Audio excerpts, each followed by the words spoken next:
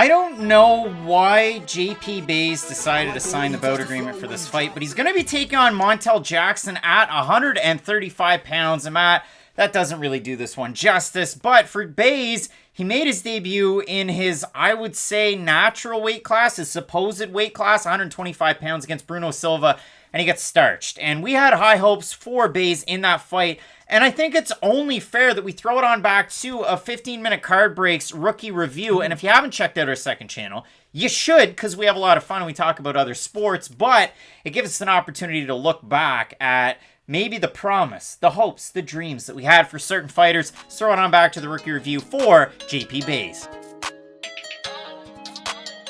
We have JP Bays making his debut at 24 years of age. Now listen, he had the opportunity to punch his ticket to the UFC when he was 21 back in 2017. Took on Joby Sanchez over on Contender Series, and he was unable to get the win. He was actually finished in that fight, but since then, he's been able to rack up 3 straight wins split between EFC and Brave and LFA and the Contender Series. He's been around the block, but listen, for South Africa's own JP Bays, this guy can get it done in a lot of different ways, but you know and love the wrestling and the top pressure, especially from him.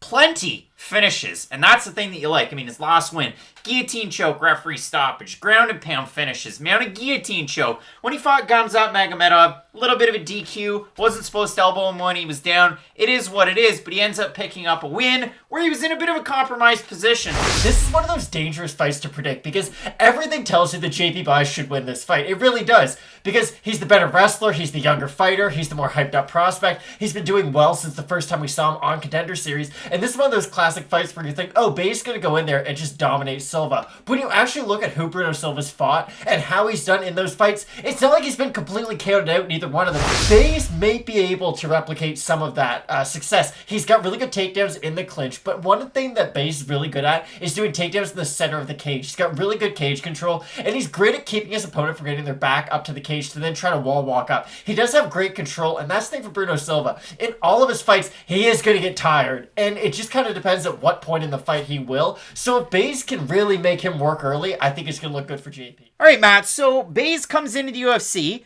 He's good at wrestling. He can strike into the clinch. He throws a ton of power. He gets finishes in every which way.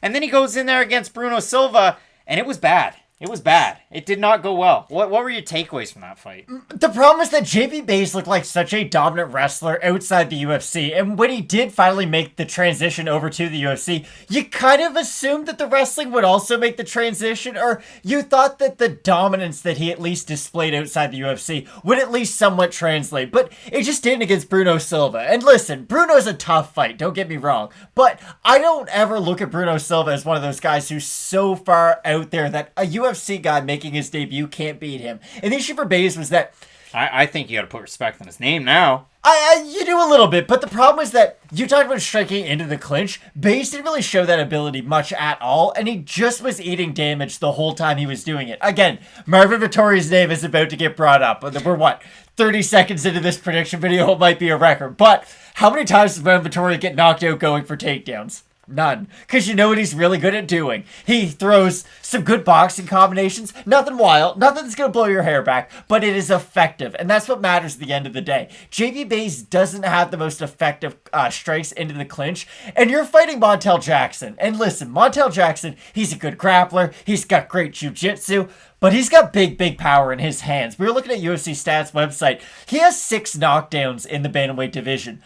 Nobody really gets knockdowns and knockouts at this division, but Montel Jackson's shown the ability to go out there and not only submit great grapplers, but knock out and hurt great strikers too. And that's why I think this is a really hard fight for JP Bays, because for Bays, just in a vacuum, if you're looking at a guy without the hype that he has, it's okay. You have a guy with promise who loses his UFC debut. Normally they give that guy someone who's maybe on a 2-fight losing streak. Maybe they had won a few fights, but now they've won one, lost one. You don't fight Montel Jackson, who's looked really good as of late. This is really odd matchmaking for me. I don't really know why they're putting this fight together. So we look at it for Jackson and his body of work. He knocked down Rico Di Ciulo over on Contender Series. He ends up knocking him out. So 2 knockdowns in that one. He fights Ricky Simone, loses by decision. He gets out wrestled, out grappled in that one. Then he fights Brian Kelleher, and he submits Brian Kelleher. Then he fights Andre Sukumtov. kind of does everything better. Then he fights Felipe Claros, knocks him down and totally outstrikes him. Fights Brett Johns, loses, knocks him down once, but Brett Johns was one of the old, well, I won. UFC doesn't want to pay me. He's tricky. Yeah, I mean, it was the old Coors Light with Brock Lesnar. UFC don't want to pay me nothing. I'm going to Bellator, and then it didn't work out for him, but he was against a good fighter, and I digress. So then he takes on a short notice opponent in Jesse Strader. Now, you might know Jesse from being Aaron Carter's boxing coach, and that didn't work out too good because even Lamar Odom could beat him. But Jesse Strader at the end of it, decent boxing. Fun fights. We saw him in fun fights with Combate. That's kind of the only nice things that we could say. He knocked him down twice in 2 minutes, knocked him out in that fight. That did Montel Jackson. So Jackson has all of those things. He comes out of Pura Vida BJJ with the O'Day Osborns of the world, Zach Otto's gym, Hot Take Kate, who's been on Fight Night Picks before, working out of Pura Vida BJJ. And I'll throw down another name, Matt. Who do I have here? Jamie Simmons, it's in the UFC. So all different kinds of looks there. But a super positive striking differential. A great strike accuracy at 55%. Averages 4.15 takedowns per 15 minutes at a 77% clip. Gets taken down stops 2/3 of the takedowns against him. This guy is long for the division. He's a southpaw. He throws so many tricky things at you. JP Bays is going to be an undersized 135er. He gives up, 5 inches of height and 7.5 inches of reach? It's just against the southpaw. Now, I want to give one shout to JP Bays.